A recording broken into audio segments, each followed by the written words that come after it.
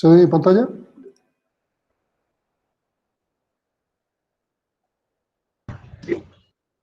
Okay, lo que hemos visto en la clase anterior tiene que ver con un protocolo llamado ARP. Hemos visto que este protocolo lo que hace es tener una dirección IP y busca la dirección MAC, porque a nivel de switches, las direcciones MAC son las que van a trabajar, no las direcciones IP. Hemos visto que este protocolo tiene una serie de campos. Hemos revisado con Wireshark justamente los valores que van ocurriendo en estos campos. Tal vez lo que quedaba mostrar. A ver. Uno de estos, donde les decía que había un gratuitus ARP, ¿se acuerdan? Aquí justamente tenemos el gratuitus ARP que está verificando la dirección. Fíjense cómo funciona. Aquí la dirección es la 136. O sea, tanto fuente como destino le está mandando con 136. Porque lo único que quiere verificar es que esta dirección asignada a la 136 sea justamente la que les ratifiquen. Si nadie le dice que no hay conflictos, entonces va a asumir que su dirección todavía sigue vigente. Esto puede haber ocurrido porque la máquina se ha desconectado, o un buen rato ha perdido la red, o no sé, por algo han apagado la máquina y al reconectarse quieren tener la misma dirección IP. Es por eso. Entonces, si alguien ya tiene la dirección IP, aquí le va a responder diciendo que esta IP le corresponde a otra Mac. Y esta Mac es diferente a esta, obviamente, entonces esta máquina tiene que hacer una solicitud de otra dirección IP para que se le asigne y pueda trabajar. Si no lo hace, si esto se coloca en forma manual, es estática, le va a salir ahí conflicto de IP, o este IP ya existe, y no le va a dejar trabajar. Y le va a salir la misma notificación al que ya tiene esa IP. ¿Eso está claro? Esto faltaba mostrar, creo, en nuestra explicación ARP. Se llama gratuitus ARP. Ok, continuamos. Entonces, hemos revisado esto. Eso es lo que funciona con ARP. Ahora, existía un protocolo llamado RARP, Reverse Address Resolution Protocol, o un protocolo de resolución de direcciones inverso. ¿Qué implica? Si estaba buscando, teniendo mi IP y buscaba mi dirección MAC, ¿cómo debería funcionar un RARP? ¿Alguna idea? ¿Cómo debería funcionar un RARP?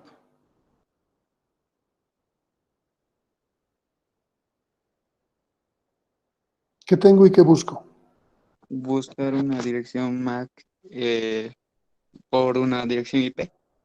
No, eso es lo que hago actualmente con ARP. Tengo mi dirección IP y estoy buscando dirección MAC. ¿Cuál sería un reverse ARP? Ahora tengo dirección MAC física. Lo que me falta es dirección IP. ¿En qué situaciones puedo tener esto? ¿En qué situaciones puedo requerir esto?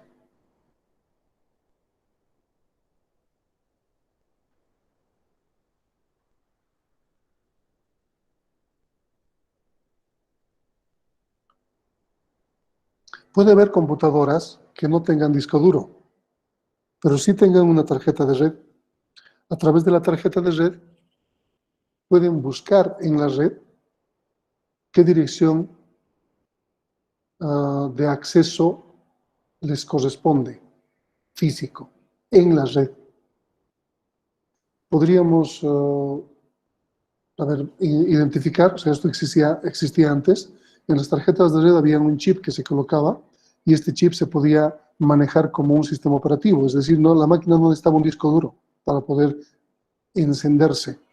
Y lo que hacía era buscar en la red a alguien que le asigne una dirección de red para poder habilitarse. RARP ha dejado de funcionar y ha sido reemplazada por Bootstrap.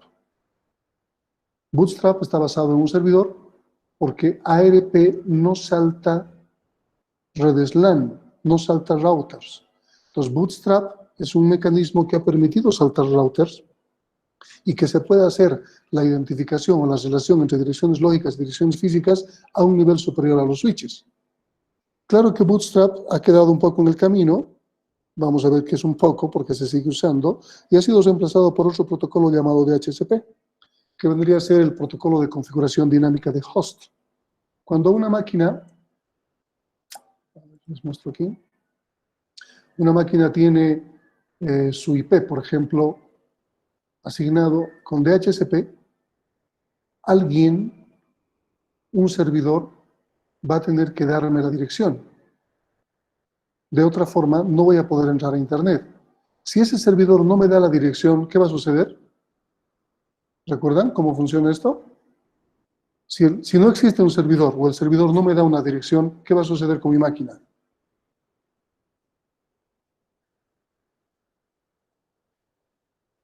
Vamos, les he explicado eso. Si no hay ningún servidor o no me asigna una dirección IP, ¿qué va a suceder con mi máquina?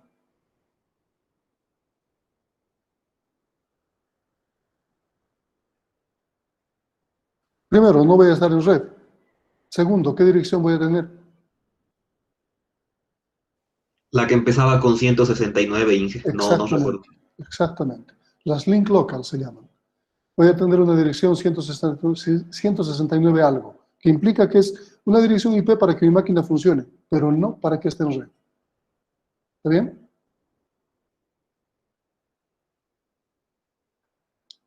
A ver.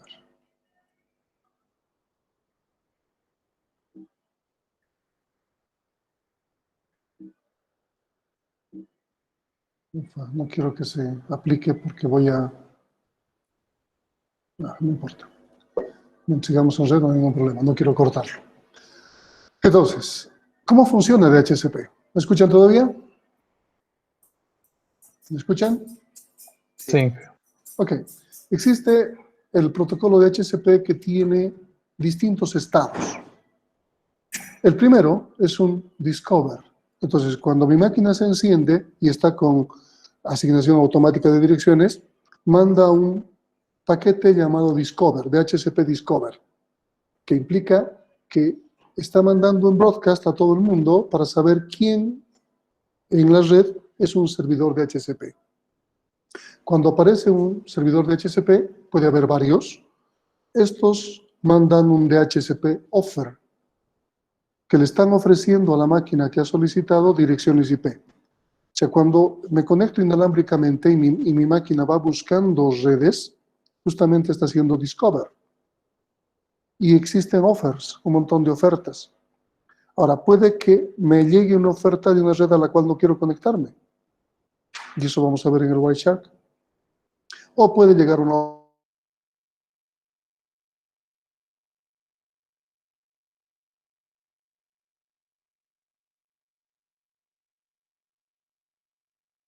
la asignación. Esto se llama arrendamiento o leasing. Es un préstamo de direcciones. El préstamo puede ser por una sesión, por una hora, por un día, por un mes o eternamente. Es un alquiler de direcciones. Aquí está una gráfica que nos muestra cómo interactúa esto, el servidor con el cliente. El cliente lo que hace es mandar un DHCP discover, broadcast. El servidor le manda un DHCP offer, pero ya no en broadcast, sino en unicast. Le dice, soy el servidor X y puedo ofrecerte esta dirección. Le ofrece una dirección, una máscara, un gateway, un DHCP, perdón, un DNS, etcétera, etcétera. Y hasta le puede decir por cuánto tiempo le va a prestar. Una vez que el cliente acepta esto, manda un DHCP request, aceptando esta dirección, y un DHCP ACK, se confirma la dirección, se reserva en el servidor, se asigna en el servidor, se guarda en el servidor, y la máquina utiliza esa dirección. Esa es la idea del DHCP. ¿Está bien? Vamos a ver en el Wireshark lo que acabo de decirles. DHCP. Aquí tenemos DHCP. Vamos a ver que existen varios eventos. La primera es un release. Bueno, no es precisamente un orden estricto. Fíjense, el desorden de los protocolos fue ordenado por protocolo, por eso es que no está bien ordenado, pero vamos a ver un discover. Aquí vamos a ver el destination, es un broadcast. Si vemos hacia arriba, el datagrama IP, vamos a ver que su destination es un broadcast. Y su source address soy yo, pero no tengo dirección. Por eso aparece con 0000. Y todo voy a mandarlo a un broadcast. Entonces, si vemos por debajo el protocolo de DHCP, vamos a ir entendiendo un poco cómo funciona. Boot request significa un requerimiento de arranque. No tengo forma de arrancar. Entonces, lo que estoy solicitando es un discover. Lo voy a mandar con mi cliente con 000. No tengo dirección. Necesito saber mi cliente y algún tipo de dato que me pueda dar. Por ejemplo, mi configuración de host, de servidor, a qué red voy a corresponder, cuál va a ser el gateway, cuál va a ser el DNS, etcétera, etcétera. Estoy haciendo un discover. Me va a llegar un offer. Y el offer ya no está en broadcast, está en unicast. Es interesante porque fíjense que ahora en mi destination, en mis IPs dirección, origen y destino, me ha colocado un IP. Temporal, pero me ha colocado un IP para identificar que soy yo. ¿Cómo lo has relacionado con una dirección MAC? ¿Está bien? Para saber que soy yo. Y esto es un boot reply, o sea, una respuesta al arranque que yo he dado, y es una oferta. La oferta que me está dando es, actualmente tienes 0000 y podrías tener la 172.20.20.136. Tu gateway va a ser la 22, etcétera, etcétera. ¿Está bien? Voy a colocar, vamos a ver eso. Tenemos el offer.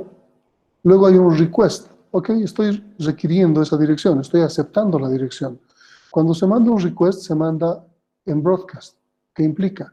Que si hubiesen más servidores de DHCP, este mensaje le está diciendo, ustedes ya no ofrezcan, ya está asignado el IP. Estoy reservando ese IP. Y el ACK lo confirma. Pero después del ACK existe un release. Significa que estamos liberando. Vamos a ver el ACK, por ejemplo. El ACK me está asignando una dirección, ¿verdad? Y aquí me dice, a ver qué cosas les puedo mostrar. El dominio, por ejemplo. El dominio. El dominio es lan.memi.uns.edu. Pero yo no quería conectarme a esta red. Entonces, hay un release, estoy liberando. Y otra vez hago un discover. Otra vez vuelvo a decir, ¿quién me puede ofrecer direcciones? Ahora recibo varias ofertas. Fíjense que aquí hay una oferta y aquí hay otra. ¿Está bien? De estas ofertas me están ofreciendo de otro dominio, la 192.168. Si recuerdan, las otras eran 172. Ahora un request significa que notifico a medio mundo que estoy aceptando esa dirección y un ACK. ¿Y en el ACK qué tengo? La 192.168.214. De un dominio que es lavocs.uns.edu.bo. O sea, no quería conectarme a MEMI, quería conectarme a informática. Aquí me dice cuál es el IP del servidor, me da distintas opciones como la máscara, el tiempo de alquiler de mi dirección, me está dando por 10 minutos, ¿no? Ya saben que eso se puede cambiar. Entonces me estoy conectando a otro servidor, ¿no? Request ACK, y ahí muere, con el ACK muere. Y luego ya tengo red y puedo empezar a utilizar los servicios. Entonces en este caso estoy mostrando que existe el discover, el offer, el request y el ACK. Esos vendrían a ser los 4 pasos importantes. Aunque existe el release, si es que nos hemos conectado a alguno que no nos corresponda. Puede haber también, entonces, ese tipo de envíos. Es importante identificar aquí. Veamos una configuración de DHCP en un Windows Server. No varía mucho las versiones actuales, esto es en una antigua, pero bueno, no varía mucho. Aquí tenemos el servidor de DHCP y tenemos varios elementos que tenemos que configurar.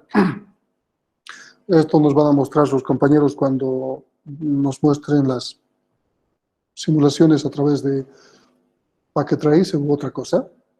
Tenemos que darle un scope, es decir, un rango, lo que vamos a manejar como red. En este caso le estoy dando la 192.168.17.0. Fíjense que es dirección privada, pero aún así el DHCP puede funcionar. DHCP no necesariamente tiene que repartir direcciones públicas, va a repartir las direcciones que le demos.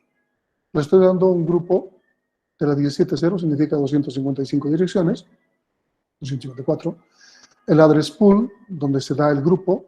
Address leases me va a mostrar todos los alquileres que ya están asignados una vez que está funcionando el DHCP. Reservations me va a mostrar qué direcciones yo puedo tenerlas reservadas y no necesito que las reparta. Y Scope Options, necesito algunas opciones de mi servidor. ¿Qué cosas más voy a asignar junto con el IP? Entonces veamos, por ejemplo, el address pool. El address pool me dice que va a ir de la 17.1 a la 17.254. Ese es el rango para distribución. Sin embargo, tengo IPs excluidas, de la 17.1 a la 17.60. ¿Por qué podría reservarme direcciones y que no reparta? ¿Alguna idea?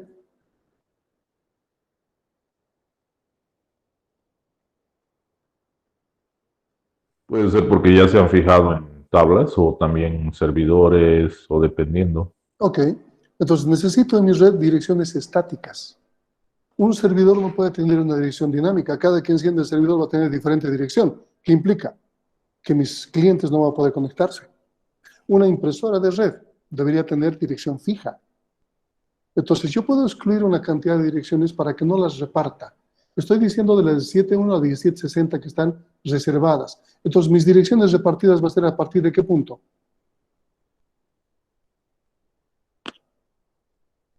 De la 62. 1. Entonces veamos el siguiente, address leases, las reservas de direcciones que se han dado ya en este servidor. Y fíjense que a partir de las 61 se empiezan a repartir.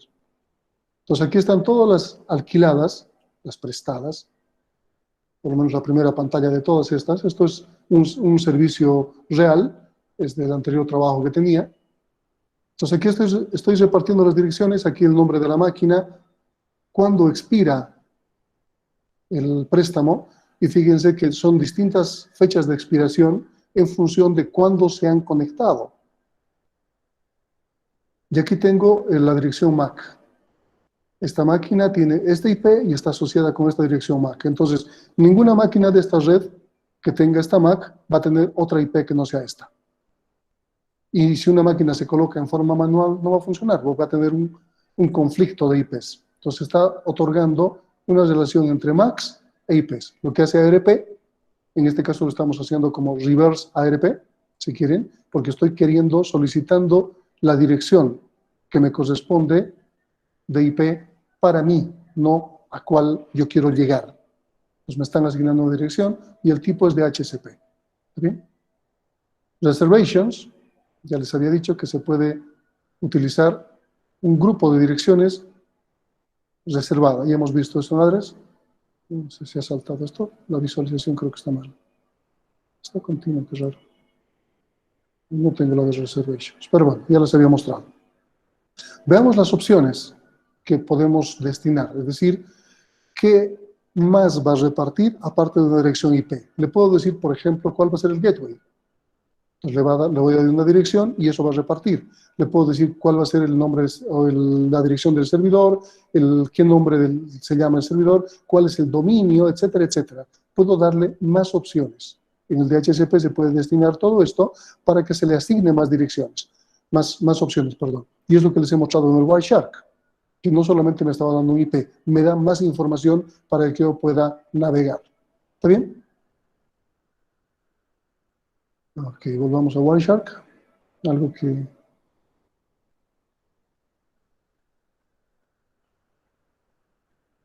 ¿Dónde está lo que quería mostrarles?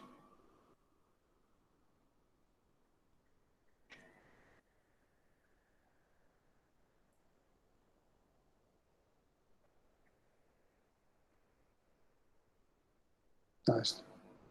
Bootstrap. Todavía el DHCP, o sea, el DHCP empieza a funcionar en base a Bootstrap, y fíjense que existen todavía algunos elementos en la configuración de DHCP llamados Bootstrap. Entonces, no está ajeno, es en base a Bootstrap que se ha trabajado. DHCP puede manejar en forma dinámica, en forma estática, configuraciones. Normalmente se maneja en forma dinámica, significa que se va a asignar lo mismo siempre, repartiendo en función de los espacios que tengamos, de de lo que esté libre en ese momento. Entonces aquí, en este momento, una vez que se ha vencido, por ejemplo, su list, si esta máquina con esta Mac se conecta, seguramente no va a tener la 61 otra vez, va a tener otra dirección. A menos que esta quiera conservar la 61 de alguna forma, entonces va a tener que ser un ARP gratuitus para que, si todavía no está asignada esta dirección, se le pueda otorgar. ¿Dudas? Bueno, Inge, yo tengo 3 dudas. Dime. Uno es cómo realiza el release, o sea, cómo sabe si quiere pertenecer a esa red o no quiere pertenecer a esa red. ¿Ya? Eso es simple. Si yo activo mi Wi-Fi, voy a hacerlo, espero que no se corte la comunicación, yo puedo escoger de redes posibles. Aquí tengo varias redes. Me está asociando a Wi-Fi, FSIT. Pero ¿qué pasa si yo quiero un Wi-Fi? Entonces, fíjense, ya está marcada FSIT. ¿Se nota? Sí, Inge. Ya, ok. Aquí ha habido un Discover, un Offer, un Request y un ACK. Yo puedo decirle, no, yo quiero esta. Entonces, ¿qué hago? Hago un Release, un Discover, un Offer, etcétera, etcétera. Entonces, ahí se utiliza el Release. O sea, ¿cómo yo sé a qué red me conecto? A esa. Pero si es cableada, no tengo opciones. Si es cableada, me van a ofrecer las que estén en mi red. Y cualquiera que sea en mi red cableada, son para mí. No hay ningún problema. En el caso de las inalámbricas, funcionaría lo que acabo de decirles. ¿Está bien? ¿Está claro? Entiendo. A lo que me refiero es, póngase en la situación de que, bueno, esto también me lleva a esta pregunta, la segunda pregunta que tengo. Por ejemplo, los ISP utilizan lo que es, bueno, si no me equivoco, lo que es NAT para englobar una cantidad de usuarios, ¿verdad? Y asociarlas con una IP pública. Entonces, utilizan DHCP dinámico justamente por ese motivo. El detalle es cómo saben a qué red van a pertenecer. A eso me refiero en un grupo de servidores, por ejemplo, que sean 2, 3, 4, directamente. ¿Sí me entiende? Sí, o sea que no hay problema. En realidad, si estás en una red, es la primera que te conectes, la primera que te ofrezca A ver, lo pondremos de manera más simple. Si yo soy parte de una red y en la red existen 2 servidores de HCP, en realidad cualquiera de ellos me puede ofrecer dirección y cualquiera de ellos yo puedo aceptar. No tengo preferencia, porque ambos pertenecen a mi red. En el caso de un ISP, ustedes pueden probar eso. Pueden probar algo como, a ver, ¿cuál es mi IP? Pueden hacerlo en este momento, ¿no? ¿Cómo saber cuál es mi IP pública? En este caso, mi IP pública es la 186.121.246.146. Yo estoy saliendo con esta IP. Ahora, ¿cuántos más en San Simón están saliendo con esta IP? No sé.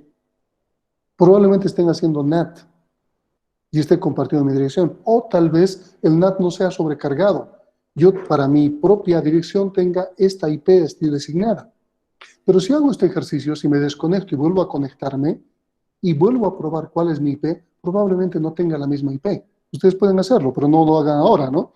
Pueden anotarse, coloquen cuál es mi IP, anoten su dirección con la que están saliendo, anótenla en un papelito, terminamos la clase, reseten su router, su módem, o si están con datos móviles, vuelvan a conectarse, desconecten y vuelvan a conectarse, y vuelvan a probar cuál es mi IP. Yo les aseguro que no van a tener la misma IP. ¿Por qué? Porque su proveedor de Internet está utilizando DHCP. ¿Y por qué hace eso? Porque no todos, vamos a suponer que tiene 256 direcciones, pero no va a tener 256 conexiones en un mismo momento. O sea, Comteco, por ejemplo, no tiene tantos módems como usuarios. Él tiene una cantidad X de módems. Y estos módems necesitan conectarse punto a punto con cada uno de ustedes. Entonces, si son 500 usuarios, tiene 200 módems, porque considera de que no los 500 al mismo tiempo se conectan. Ahora, ¿qué sucede si esto pasa? Un problema para Comteco. Porque solo 200 van a poder conectarse y 300 van a ser rechazados. Entonces, no todos los que tengan conexión a Internet pueden tener la opción de conectarse por la cuestión de dispositivos. Entonces tiene siempre una cantidad menor de dispositivos, de tal manera que cuando uno se conecta, ya adquiere la dirección, está conectado, tiene su IP. Si se reconecta, está volviendo a hacer el mismo procedimiento, está haciendo un discover, un offer, un request y un ACK. Y me van a asignar otra dirección. Y voy a seguir trabajando, pero esa dirección va a ser del rango de direcciones de mi proveedor de Internet, que sí funciona. Y me va a dar una. ¿Y cómo se hace NAT internamente? Internamente yo tengo un modem que actúa de router, de access point, de DHCP server, de NAT. Entonces, inalámbricamente, mi access point en mi casa está utilizando DHCP para darme direcciones de un grupo de direcciones privadas, que puede ser la 10.00 algo o la 192.168.100, 192.168 algo. Y esas direcciones privadas van a salir con una sola dirección pública. Entonces, ahí está utilizando NAT. Y mi dirección pública se me ha provisto a través de DHCP. Fíjense que en el caso de nuestra casa, si tenemos una conexión fibra óptica o ADSL, DHCP funciona 2 veces. El DHCP por el cual el proveedor de Internet nos da a nosotros una dirección pública y el DHCP de nuestro dispositivo de nuestra casa que da direcciones privadas a todos los dispositivos de nuestra casa. ¿Ok? ¿Qué más?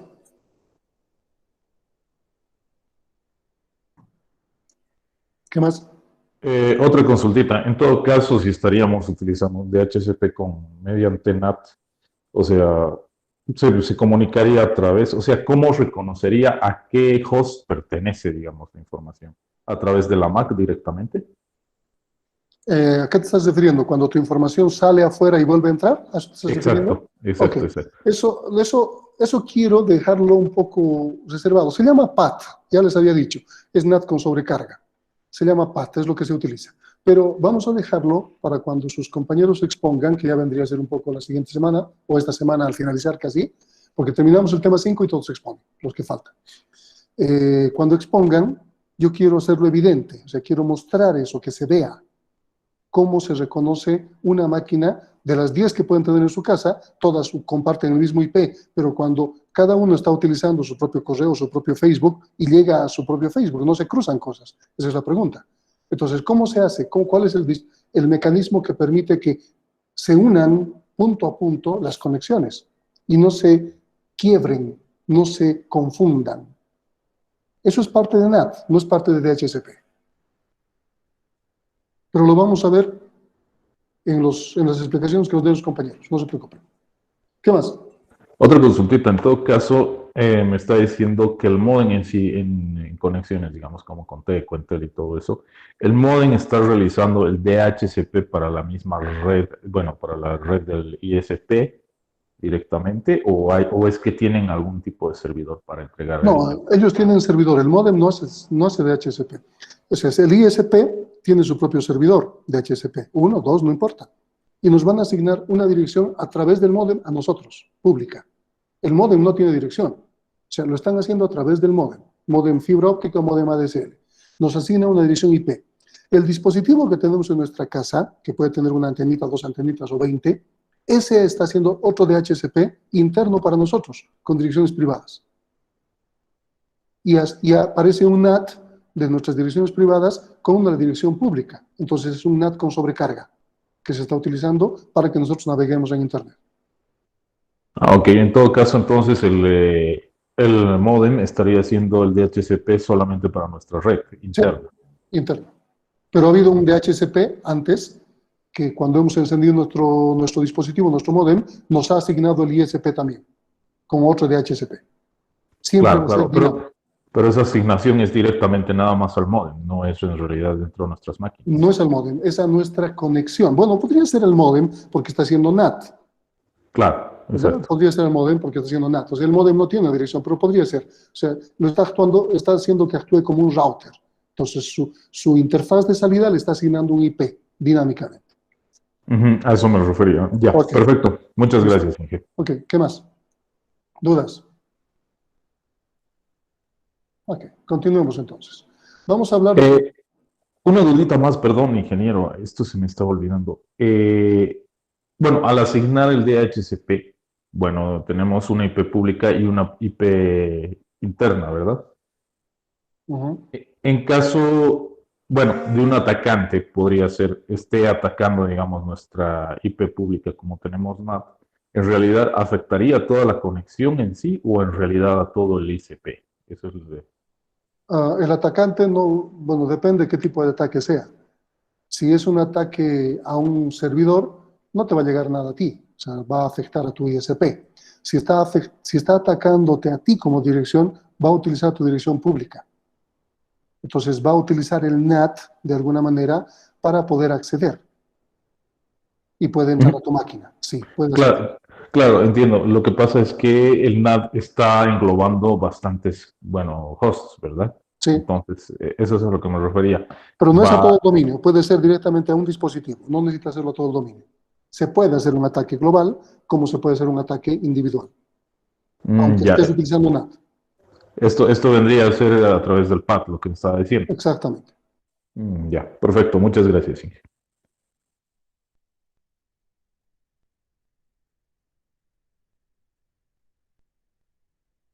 Aló, Inge. ¿Me escuchas? Sí, sí, ahora sí. Ok. Entonces, continuamos. Protocolos de routing. Tenemos en protocolos de routing, ya habíamos visto algoritmos de routing. Vamos a ver que los protocolos son los elementos que implementan los algoritmos de routing. Hemos visto que existe un esquema de un montón de routers conectados en Internet, eso es lo que tenemos, pero también habíamos utilizado un concepto, sistema autónomo. Les había dicho, por ejemplo, que cada ISP que tenemos en Bolivia es un sistema autónomo. Justamente les he mostrado una tabla, podemos volver a verla, una tabla de las direcciones de la CNIC que nos muestra los números de sistemas autónomos. Entonces aquí tenemos direcciones IPv4 y tenemos sistemas autónomos. Aquí dice número de sistema autónomo. Si hacemos un filtro por Bolivia, vamos a ver que existen varios sistemas autónomos en Bolivia. Vamos a la parte final y aquí tenemos sistemas autónomos. Y este es el número único mundial de cada uno de los sistemas autónomos. Este número va entre 0 y 65.535. Entonces tenemos sistemas autónomos que podríamos manejarlos. En este sentido, un sistema autónomo nos permite trabajar con los algoritmos de encaminamiento. Cada sistema autónomo puede tener sus propios algoritmos de encaminamiento, perdón, protocolos de encaminamiento, protocolos de routing. Y puede ser diferente este sistema autónomo de este otro en los protocolos que maneja. Entonces, este puede manejar ciertos protocolos, este puede manejar ciertos protocolos, pero ¿cómo se relacionan ambos? Con otro tipo de protocolos. Entonces, vamos a manejar protocolos internos, protocolos de routing internos, y entre ambos vamos a manejar protocolos de routing externos, para que esto sea un mismo lenguaje que hablen e intercambien información. Porque si esto es Intel y esto es Access, de alguna manera usuarios de Intel tienen que conectarse con usuarios de Access, con un chat, con un correo, con lo que sea. Entonces necesitan comunicarse ambos. ¿Bien? Si ustedes entran a la CNIC y buscan por sistema autónomo, colocan este número, whois, y les va a decir a quién le corresponde, tal como se coloca con... ¿dónde está la CNIC? Vamos a ver. ¿Qué números tenemos? 65 y 68, por ejemplo.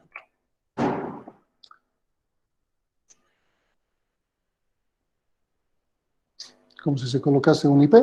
Lo mismo podemos colocar 65 y 68, podemos buscar, y le corresponde a Intel. ¿No? Si vemos un segundo, el 11585,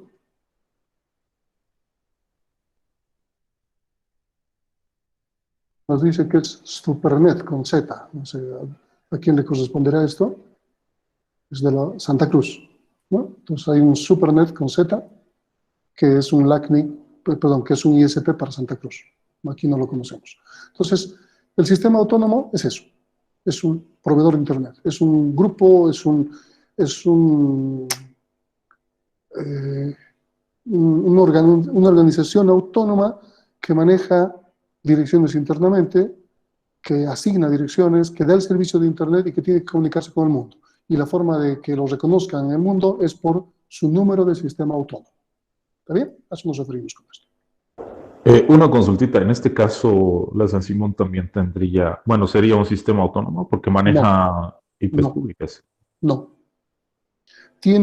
A ver, hay diferencia. se le ha asignado una clase B a San Simón, pero San Simón no ha utilizado públicamente esas direcciones. Entonces no ha hecho el trámite de un sistema autónomo, no tiene nombre de sistema autónomo. No es un servidor, no es un proveedor de servicio para Internet. Ya, pero de todas maneras, en todo caso, si se le ha asignado B y hubiera hecho el trámite, vendría a ser algo así, tendría un sistema autónomo. Tendría que tener, a eso me refiero. Si tendría provisión de servicios, sí debería tener. Y Ya, haríamos entiendo. competencia, ¿no? Con Entel, con Ax tendríamos que ofrecer los servicios, o solo sería un servicio privado para San Simón, pero podríamos tener. Pero nunca se ha utilizado. Entiendo, entiendo. Muchas gracias, Inge. Aquí tenemos una evolución temporal de distintos protocolos que han habido en el mundo.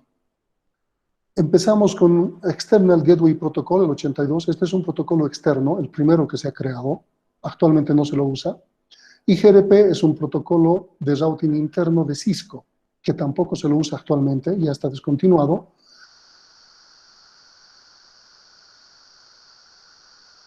¿Aló, Inge?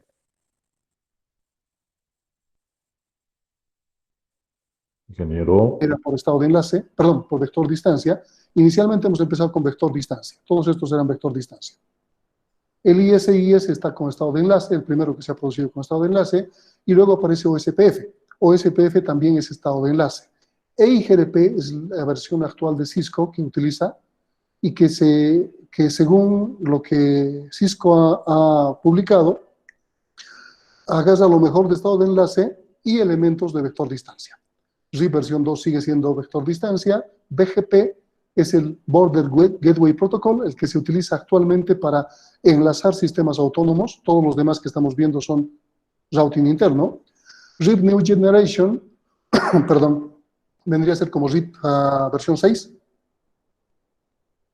Lo mismo OSPF B3 vendría a ser como OSPF para IPv6. Entonces, existe RIP para IPv6, OSPF para IPv6. Estos son protocolos que funcionan solo sobre IPv6. Y también IS ha salido con IPv6. ¿Está bien? Variaciones de BGP se han empezado a dar por el crecimiento exponencial de las redes y que el BGP no se podía manejar solamente en ciertos dominios. Entonces se ha creado múltiples dominios. Ese es un esquema mucho mayor de estudio. Solamente routing, en el sentido de protocolos de routing, vendría a ser para un semestre. Pero nosotros vamos a dar un vistazo un poco general. Entonces aquí, dentro de las versiones de routing interno, tenemos RIP, IGRP, e IGRP en el entendido que utiliza cosas de vector distancia y también utiliza estado de enlace. IS y OSPF vendrían a ser los que utilizan estado de enlace directamente. RIP 1 y RIP 2. RIP sale de la primera red de PCs, la primera red de Xerox, llamada XNS, en la cual se maneja el 10 base 2, cable coaxial y las tarjetas de red. Empieza a trabajarse porque, bueno, RIP es una solución básica cuando las redes eran muy pequeñas. Maneja como métrica los saltos. En el ejercicio que hemos hecho de la primera vez de vector distancia, con 3 redes ABC y 3 routers, perdón, ABC y subredes A1, A2, etcétera, ¿se acuerdan? Hemos manejado un número de saltos. Entonces estábamos haciendo alusión al protocolo más básico de encaminamiento creado, RIP. Aquí justamente su métrica nos dice está basada en el número de saltos. No soporta redes ni máscaras de tamaño variable. Entonces, subredes BLSM no las soporta, RIP 1. Se ha mejorado eso y se ha creado RIP 2. Y en RIP 2 ya se pueden manejar subredes.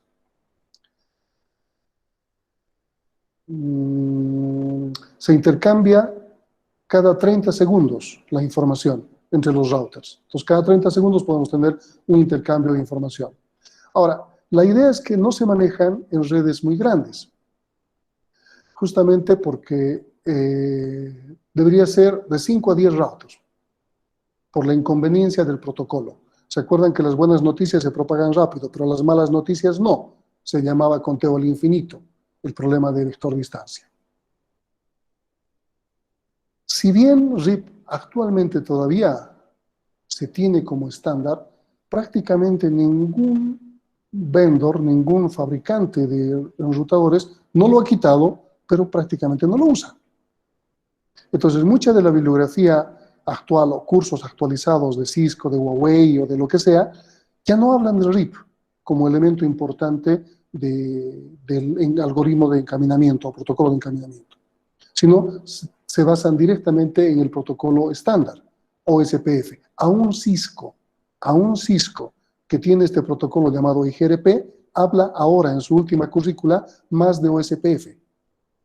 Claro, eso deberían verlo en CCNA 2 o en el CCNA 3. ¿Está bien? Aún Cisco ha cambiado su esquema y ya no habla de su propio protocolo, sino habla del protocolo estándar. IGRP e IGRP son variaciones de Cisco, primero en el sentido de hacer una mejora a RIP, resolver problemas de RIP.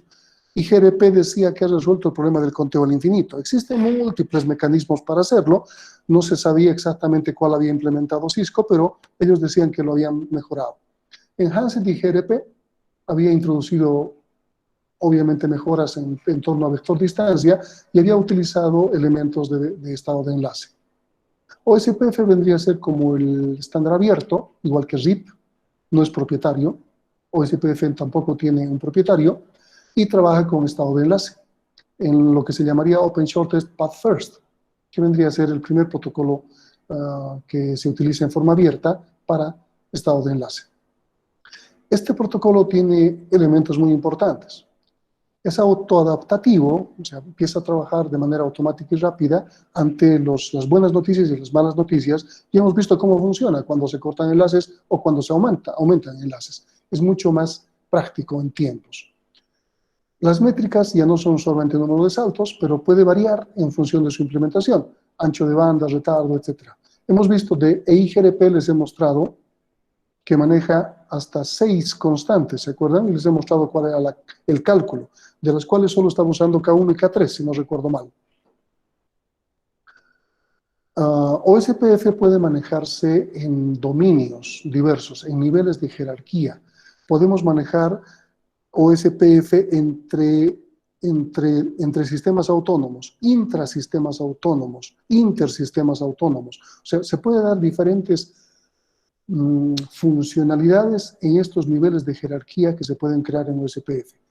Normalmente, si no se maneja ninguna jerarquía o se maneja jerarquía, tiene que existir un área cero.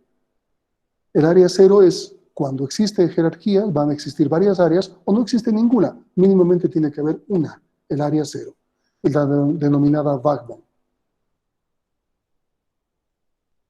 Aquí justamente lo que les decía, pueden haber 4 clases de routers en estos niveles de jerarquía.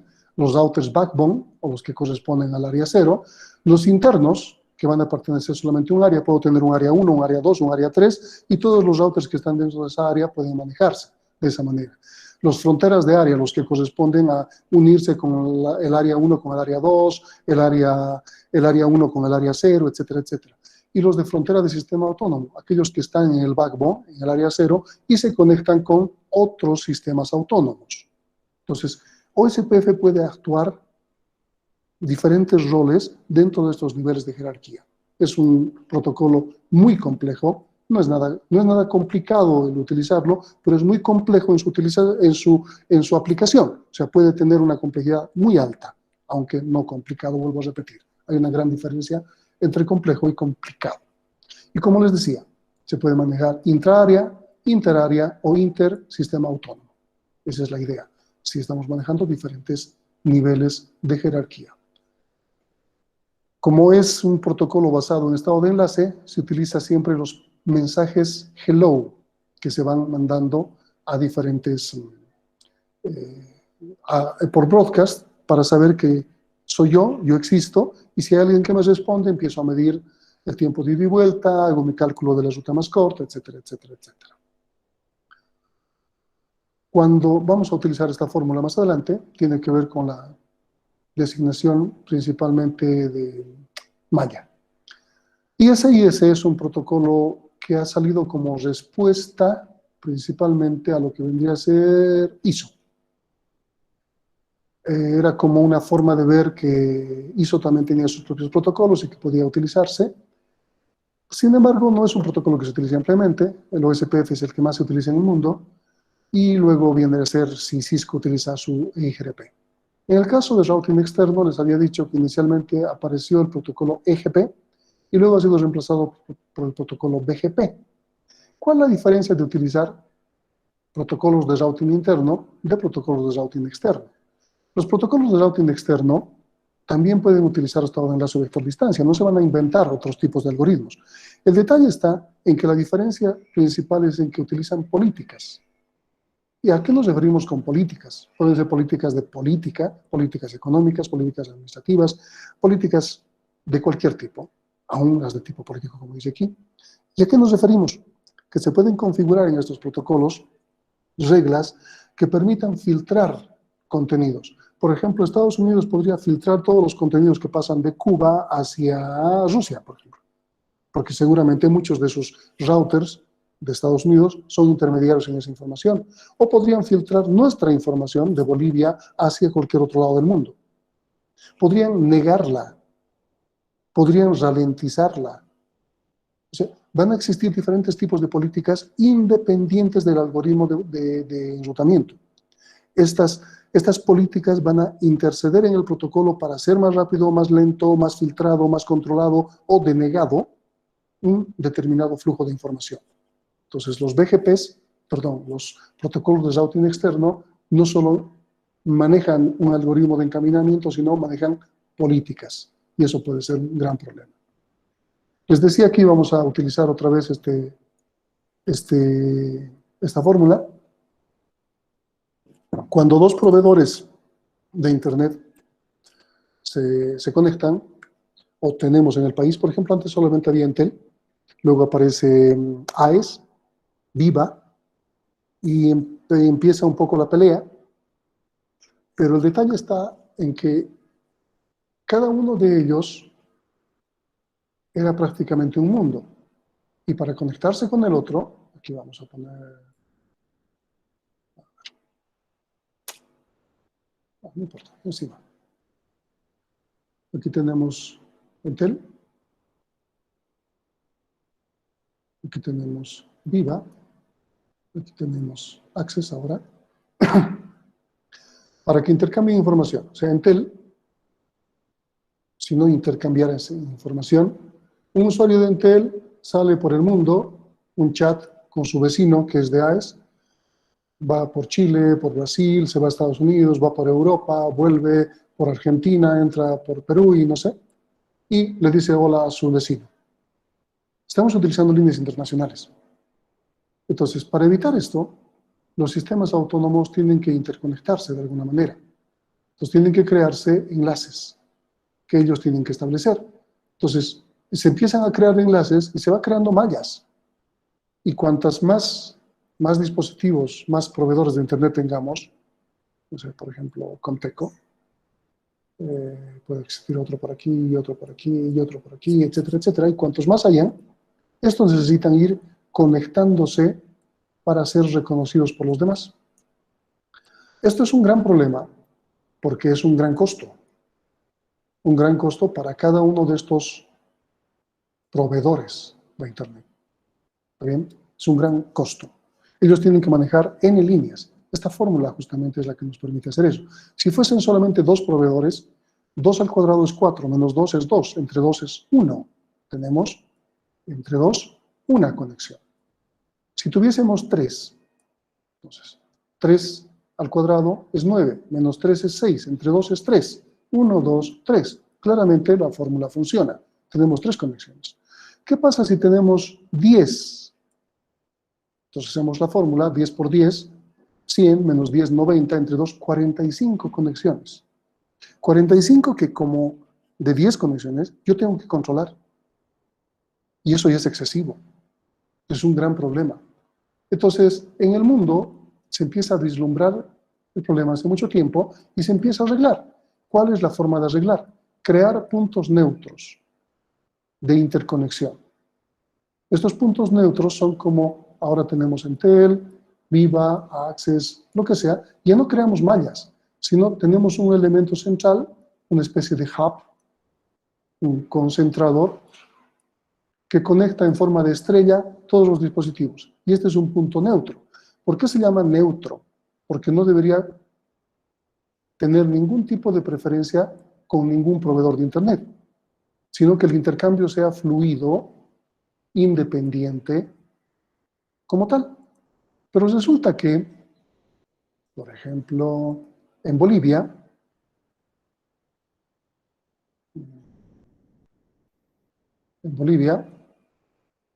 la ATT destina más de $1 millón para crear un punto neutro. Aquí también se llama punto de intercambio de tráfico, ¿no? También se llama, hay distintos nombres, más abajo vamos a ver, no recuerdo.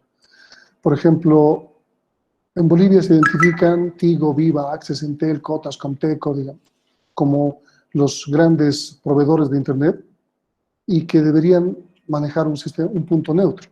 Resulta que este propósito de la ATT no funciona. No existe empresa que se hace cargo del punto neutro. El punto neutro se puede llamar IXP, Internet Exchange Point, también se puede llamar NAP, Network Access Point, o punto de acceso a la red, etcétera, etcétera, y que debería ser, como les decía, imparcial. Pero ¿quién es nuestro punto neutro actualmente? Entel. Así que Entel maneja el tráfico de Entel y los relaciona con Viva, con Access, con Comteco y con quien sea. ¿Les parece neutro? No parece, ¿verdad? No parece que la imparcialidad esté dada. ¿Y por qué se ha dado esto? Bueno, cuestiones políticas de gobierno, vamos a ponerlo de esa manera, o que nadie se haya presentado para ser un punto neutro, independiente de nosotros. ¿Cuál es la ventaja del punto neutro? Que ahora, por ejemplo, Viva solo tiene que mantener una línea hacia el punto neutro. Va a pagar su cuota seguramente para que el punto neutro funcione, pero no tiene que controlar todas las demás líneas. Si recuerdan, si teníamos 10 proveedores de Internet, necesitamos 45 líneas para controlar. Ahora, en vez de controlar 45, estoy controlando una. Mi costo ha bajado, aunque yo pague una cuota de esto. Mi costo ha bajado. Y mi tráfico va a ser mucho más fluido. ¿Se entiende? Bueno, les acabo de mostrar que en Bolivia no parece ser algo muy neutro, pero sin embargo funciona. ¿Está bien? ¿Dudas? ¿Preguntas? En realidad, tengo una pregunta. En realidad, la fórmula la emplearíamos en sí, no a nivel de ISPs, ¿verdad? O porque sería demasiado grande. A nivel de sistemas autónomos, y si tu sistema autónomo es ISP, sí, la fórmula se emplea. Es por eso que justamente eso es lo que pasa inicialmente. Si ustedes recuerdan, me imagino que todavía recuerdan, cuando Entel era el único proveedor de servicio de comunicación, estoy hablando de telefonía, antes de que empiecen a entrar los celulares. Si uno quería llamar nacionalmente, no ponía un código, solamente ponía un 0 y el código del departamento, pero no un código de operador. Si quería llamar internacionalmente, colocaba 00 y el código del país. Pero actualmente, como tenemos muchos operadores de comunicación, Entel utiliza el código 10, el 11 es AES, el 12 creo que es Boliviatel, no, 13 es Boliviatel, 14 es Viva y no sé, hay un montón de códigos. 21 creo que es, ¿cuál es 21? No recuerdo, no importa. Tenemos varios. ¿Qué sucedía en ese momento cuando empieza a aparecer un montón de operadores? Si un teléfono de Viva quería llamar a un teléfono de Entel, estaba haciendo una conferencia. No había un roaming abierto como ahora. Uno puede viajar a cualquier ciudad de Bolivia y llamar a otro celular y no necesita colocar un código. Pero en ese momento sí. ¿Por qué? Porque los sistemas tenían que interconectarse a su costo y había que pagar eso. Había que pagar. Entonces, por ejemplo, yo recuerdo una anécdota que cuando estaba en Sucre, creo, para una conferencia, algo, Viva había sacado una promoción, no sé, por decir, la mitad de tiempo, o cuesta la mitad, el minuto cuesta la mitad. En vez de que me costaba 1.50, me costaba 70 centavos, por decir. Yo quería utilizar Viva para llamar. Entonces coloco 014 y el número al cual estaba queriendo llamar aquí en Cochabamba, y me dice, en esta ciudad Viva no tiene este servicio.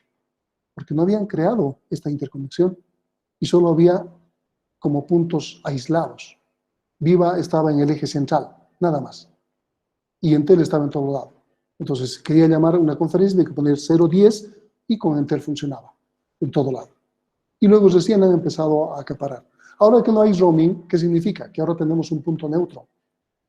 Ellos pagan el punto neutro. Desde cualquier lugar, desde cualquier línea, podemos llamar a cualquiera.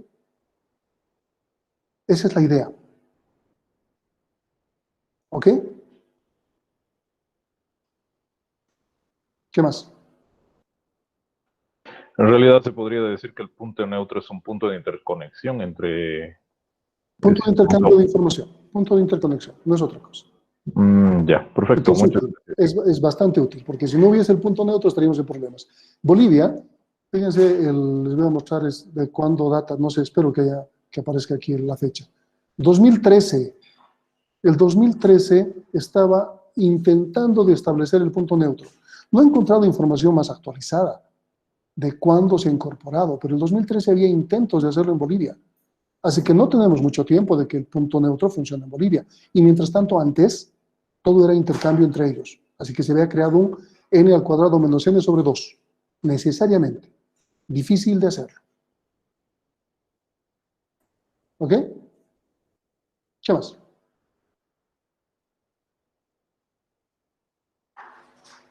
Entonces, si no hay más dudas, voy a dejar de grabar esto. Esta tarde damos un repaso a toda esta parte.